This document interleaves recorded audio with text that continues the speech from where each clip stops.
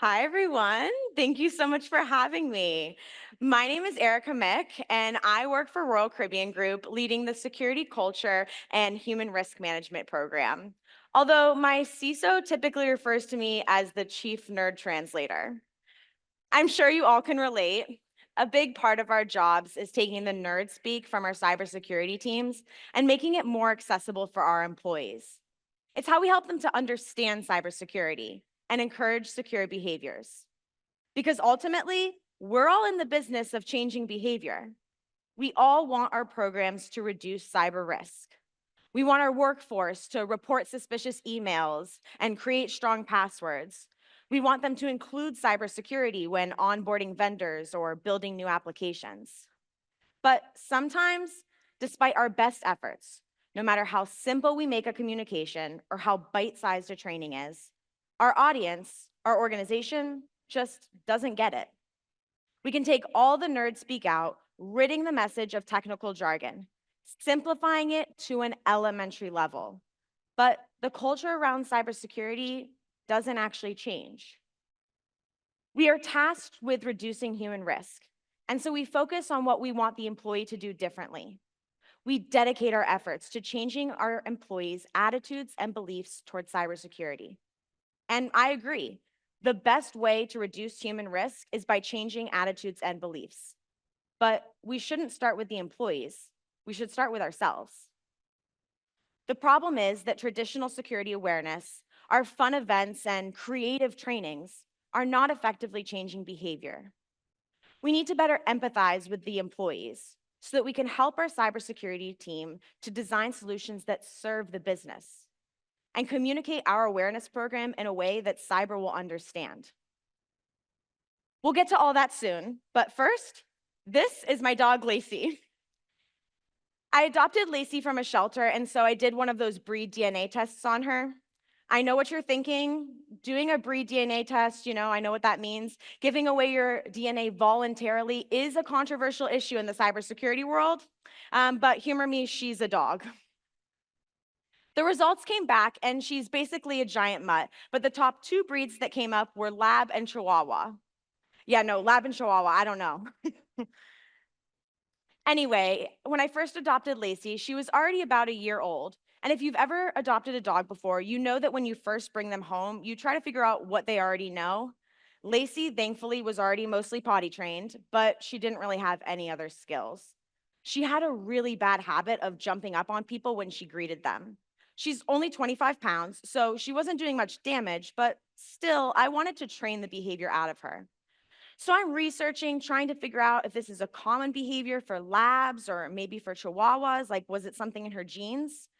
I'm on YouTube watching videos, trying to figure out how to get this otherwise perfect dog to stop charging all of my guests. Finally, I called in a professional. I spoke to a dog trainer and explained my issue. She asked about Lacey's behavior, her routine, and then asked if Lacey ever jumped up on me. I'm like, yeah, she typically does when I get home, but it doesn't really bother me. I just don't want her doing it to guests or strangers? She said, how do you react to your dog when she greets you like that? Well, first of all, that's my baby. And when I come home, she's been alone all day, so I give her little pets and kisses. And then, without ever having paid her a cent, the trainer diagnosed the problem.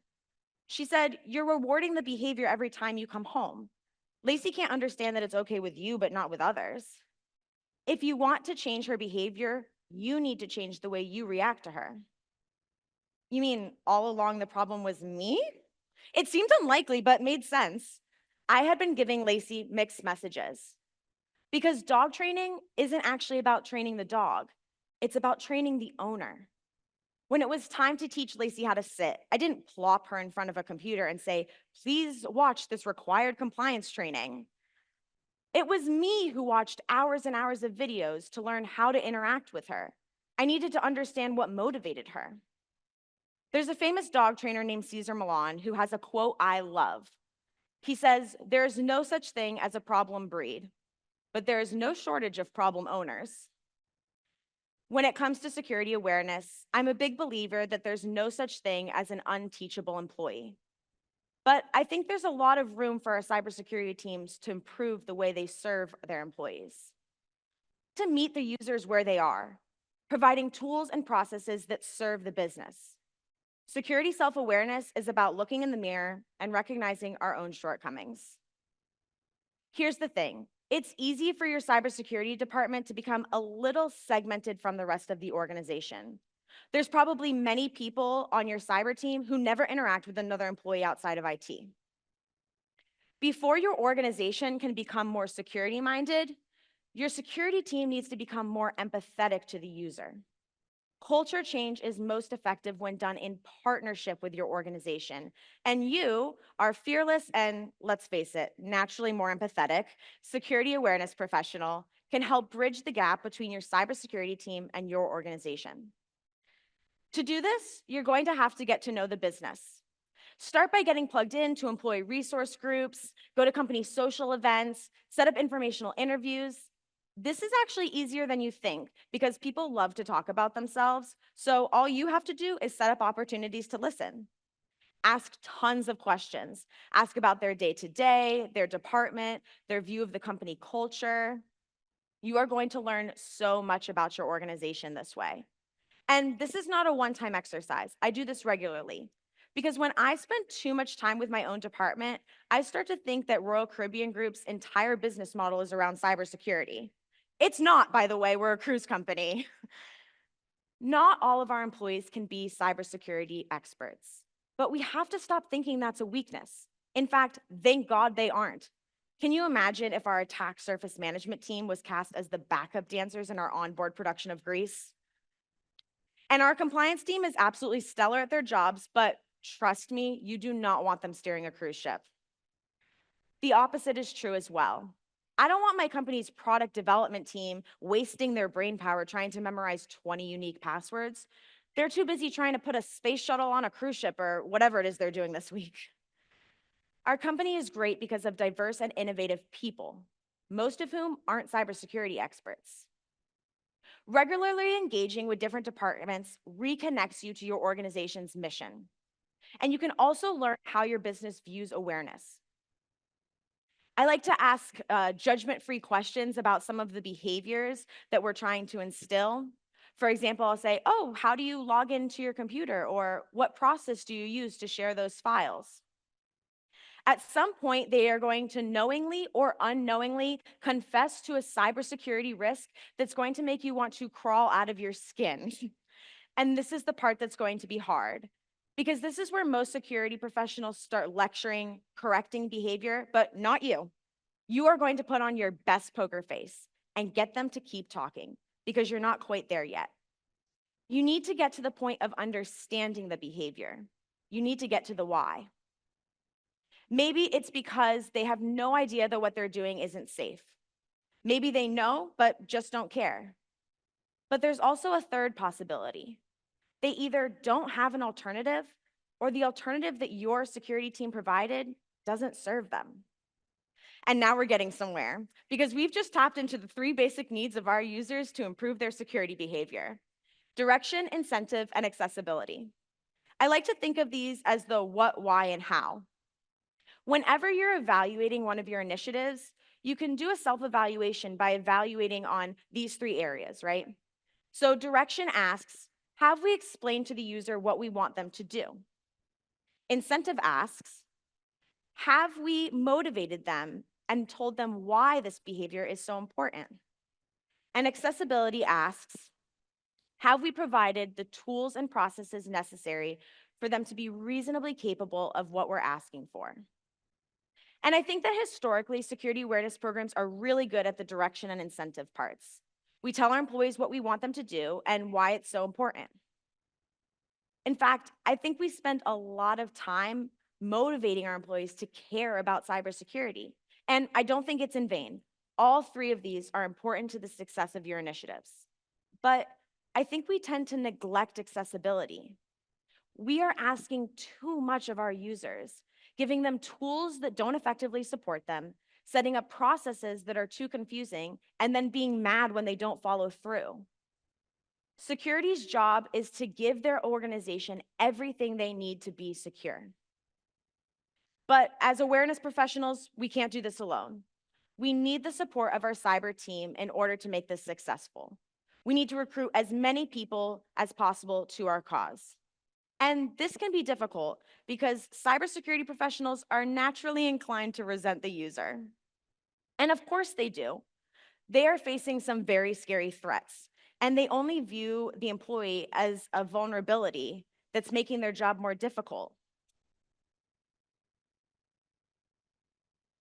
How do we get our employees to our cybersecurity team to understand that our employees aren't stupid? It's just that social engineering tactics are becoming increasingly sophisticated. So sophisticated, in fact, that even a cybersecurity professional could fall victim. So I ask, how would you foster empathy in your cybersecurity team? I'm sure there's less hostile ways, and if you find them, please let me know. But me, I fished my cybersecurity team. Our cybersecurity team is always involved in our regular phishing simulations, but this was targeted. This was personal. It wasn't fair, but then neither are cyber criminals, right? I wasn't trying to embarrass them.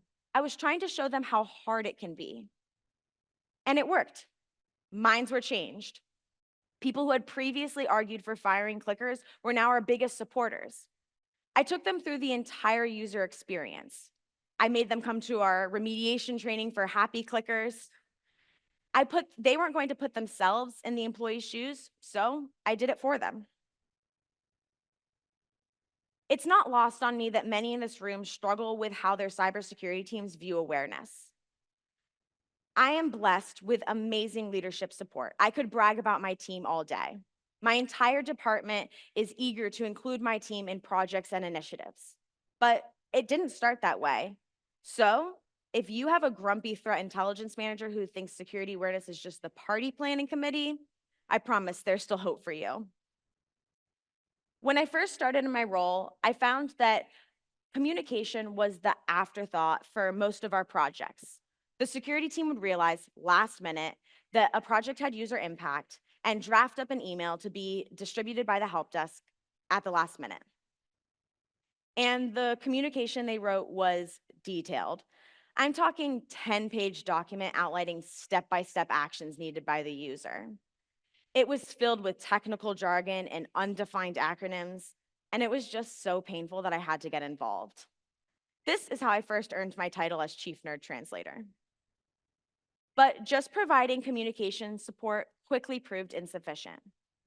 I realized that in order to design security around our user, I was going to have to push back on my security team on how confusing new technology would be for them. If the process were just more intuitive, then we could avoid having to send an email about this at all.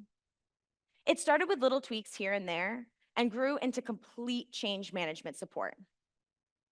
Instead of coming to me at the 11th hour with a communication they needed sent out to the entire organization, my team started including me at the beginning of projects, asking for the user perspective. If this is starting to sound like a utopian cybersecurity team, I assure you it's not. But we do have a safe space to exchange ideas, and that space allows me to push back on certain initiatives and projects. I spend a decent amount of time voicing the dissenting opinion. This is partially a personality trait I developed from having a particularly stubborn dad, but it's also because I am always advocating on behalf of our users. Because if we go back to our triad, this is actually a key part of our role. Our biggest mistake is ignoring accessibility when it should really be the first thing we address when trying to change behavior. When my cybersecurity team comes to me with a human cyber risk they're looking to address, they'll often tell me what the user is doing wrong. But telling people what not to do rarely leads to long-term behavior change. So I always come back with the same question. What do we want them to do? If we don't have a clear and realistic answer to that, then we're not ready for any direction or incentive efforts. And the realistic part is key, because it's not just about being able to do something, it's about being reasonably capable of it. The demands coming from cybersecurity may seem minor to us, but they aren't the only priorities our employees have. They have customers to serve and revenue to grow. So if security isn't accessible, it's not getting done. But I never assume my cybersecurity team knows what I'm fighting for or why. I explain myself every single time. Similarly to how I don't assume that our users know what MFA is, I always define it. When I'm fighting for a better user experience, it's because I know that the easier a security behavior is for our employees, the better chance we have at adoption. Better adoption leads to decreased risk, which is exactly what we're all striving for. You have to talk to your team in terms that they will understand. The language of cybersecurity professionals is risk and data. So tell the story of your program in terms of risk and data. Thinking in these terms also helps us as security awareness professionals to improve the way we approach problems. We may have gut feelings about strategies or initiatives, but until we look at the data and test our theory, we can't be sure. That's why I like to run little experiments to help shape our program's initiatives. Early on, I did this with our phishing program. I wanted to see what response to the user drove the most secure behaviors. Specifically, I wanted to look at the difference between correction versus recognition. So after one of our phishing simulations, I took all of the people that had successfully reported and I split them into 3 groups. The first group simply received an email that basically said, "Thank you for reporting." The second group was awarded a recognition badge in our HR platform that triggers an email to both the user and their manager. And then the third group was our control group with no intervention. What we found was that about 50% of our our reporters, were likely to report again, regardless of intervention. But they were much more likely to report when they had been recognized in a visible way with the HR badge. Then I took the clickers, the people who had initially clicked that simulation, and I split them into 3 groups. The first group received an email that notified them they had clicked and gave them some tips for how to identify a phish. The second group received the exact same email, the only difference being that their manager was copied. And the third group was our control group with no intervention. Unsurprisingly, correction was only effective with accountability. The manager had to be copied. In fact, our group that was emailed without their manager copied actually clicked at a higher rate than our control group. So for our organization, both correction and recognition were more effective with manager visibility. All right, it's not very groundbreaking, but there was one more thing I wanted to test out. If I could catch one of my clickers reporting a simulation, I would give them recognition, specifically on how well they had improved. And this group was our most likely to report again of any of my test groups. This was huge because these were people who were previously vulnerable to phishing simulations that were now protecting the organization by reporting cyber threats. With just a simple email, we could transform our high-risk users into cybersecurity assets. So, of course, we should continue to provide correction when our users make mistakes and recognition when they do well. But the most valuable thing we could do to change behavior was to recognize improvement, something our team hadn't considered before. Afterwards, I took all the research back to my cybersecurity team and I explained to them what we had done. I talked about our new strategy and the how and why behind it, always in terms of risk and data. Listen, it can be difficult for us to find ways to measure our program. That's why I think historically we've relied on click rates as our program benchmark. It is hard to find the data on all of the different behaviors we're trying to improve. But this is a room of very creative people, so I know that if we keep working together, we can figure it out. Describing our program in terms of risk and data is how we transition from security awareness to human risk management to adaptive human protection. We have been asking so much of our users, asking what they can do differently, how they can improve their security behavior, how they can change. It's time to try a new approach and turn these questions on ourselves. How can we better serve our organization? How can we make secure behaviors more intuitive for our employees? How can we make cybersecurity more accessible?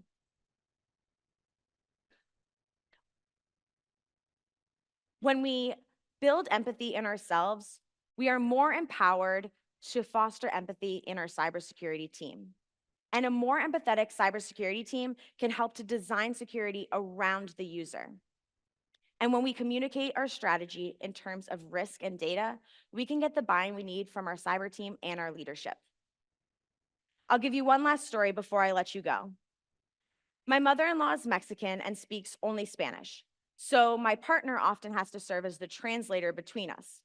So I'll say something in English, he'll translate it to Spanish, she'll respond in Spanish, and then he just forgets to translate it back for me. And I have to give him credit because I'm sure it's exhausting, but he's only translating half the conversation. And I'm constantly left being like, what did she say? Here's the thing. We are chief nerd translators for our organization, and I love that title. But we will never be effective if we're only translating one way. If all we're doing is taking messages from the cybersecurity team and delivering them to the organization, we will fail at changing anyone's attitudes or behavior. Because that's the thing about translators. They don't just translate one way. They facilitate a conversation. And you can help to facilitate the conversation between your organization and your cybersecurity team to create a more secure culture. Thank you so much, guys.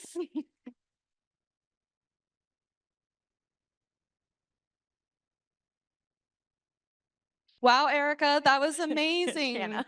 I'm back here. Hi. Yes. That was awesome. Thank you so much. If we have questions in the audience, please raise your hands and somebody will come hand you a mic. But I'll go ahead and get started with a question that we had over on Slack. The first question for you was, the question's gone now, but good thing I remember it. How do you showcase the return on investment for the growth of your people in this program? Yeah, absolutely. I think that's a great question. I think that's hard, especially if we're not just relying on click rates anymore, right? Or reporting rates. So I think it's the accumulation of data that is really helpful. And specifically when we're looking at very specific initiatives. So if we're trying to improve password security, then looking at the data specifically around that. I really measure almost everything that we can. It is hard, right? And it's hard to measure people's attitudes. People false report their attitudes in surveys, so that can be difficult. So as much that we can do that's like cold hard facts is really where we're getting most of our data from. Thanks, Erica. It was a great presentation. I have a question for you. In all the changes that you made and the processes that really helped you to improve the culture and just concentrating on the human part of your program, how much does leadership play a role? Because a lot of the time it starts with them, right? So how much that plays? Hugely. Yeah. And I think you're referring to like the culture within your cybersecurity team. The culture in our cybersecurity team has really embraced it. And when I started in my organization, our cyber team was much smaller. And as we grew, the leaders in my cyber team were infinitely supportive of awareness and really encouraging other people to direct towards me for communication support, which was incredibly helpful. So I think that leadership buy-in is something that you definitely need to strive for in order to do this. Hi, Erica. I love the assessment you did as with the control groups and that those who just reported or clicked versus those who got recognition with their manager. What would you recommend in an instance where you can't inform the manager due to GDPR? Where you can't, I'm sorry? We can't inform the manager due to GDPR in European Works Councils. Got it, got it. So I think that it just depends. Anytime that we can like find a way to give recognition for behavior, I think is super helpful. But I also just think if you're really encouraging and hyping them up, I've even done things where I've actually called them individually. So rather than just sending an email, like I've actually called a user and said like, you did a great job. Like I just was calling to say great job, which I think is really counterintuitive to their experience with cybersecurity, which is we normally just call them in when they're in trouble. And so I think that can be really effective as well as of making a really personal connection there is really helpful for them to feel valued by the organization. Hi, loved your talk. It was great. Thank you. Question, what is your favorite metric? What's your favorite thing that you measure? Ooh, good question. I think we're always evolving, right? And I'm hoping that throughout this entire conference, we'll get to have some really good conversations about what are some of the metrics other people are using. I'm always looking for more. Recently, we have started really looking at forms of MFA and software on mobile devices as like a metric and trying to specifically hone in on changing those behaviors. So what's cool about that is you can look at the metrics, run a campaign, and then look at the metrics after. So we're doing that continuously for things. And then when we find a strategy that's effective for changing behavior, then we can replicate it for other behaviors. So whatever the thing is that you're able to find your metrics for, just trying to change the behaviors on those. And then if there's another thing that you can't really collect metrics on for some reason, then you can use that same strategy that you learned from previously. Also enjoyed listening to what you shared with everyone. Quick question. Have you ever considered or maybe even done any kind of consumer marketing for employees, like focus groups or panels or anything like that, to really kind of get into their heads and kind of let them kind of speak freely from a security standpoint to kind of see where folks are at and what they're thinking? Yeah, I think that's a great idea. We haven't done specifically like a focus group like you're describing, but a lot of times those conversations are happening one-on-one or organically when we're having events. So we'll be at a table and suddenly I'm able to kind of steer the conversation towards kind of getting a group perspective on things rather than setting up something formally. But I think setting up something formally could also be really effective, and I think it's something that we should try as well. Erica, fantastic job. Thank Thank you you. very much. My question is, have you gotten to the point where you need to expand your communications beyond just cybersecurity and to your general IT team? Yes. Yes. I think we're just getting to that point. I'm looking at my colleague over here because we've been having this conversation for a couple months now. The relationship that we have with our tech concierge, our help desk, our IT help desk, has been definitely one that we're looking that we need to get more involved in. They don't have a counterpart that's running similar, like a communication specialist, the way that security does. And I often think that so often to the business, IT and security are hand in hand so often that they don't know what the difference is. They don't understand that identity and access management is under security. And so I think for a lot of reasons, we do need to get more involved. And so, yes, to your point, we are getting to exactly that same conclusion, which is that we do need to be more involved in our IT's overall communications. So, yeah, I agree. All righty, that's it for questions. Everybody give a big round of applause for Erica one more Thank you, time. guys.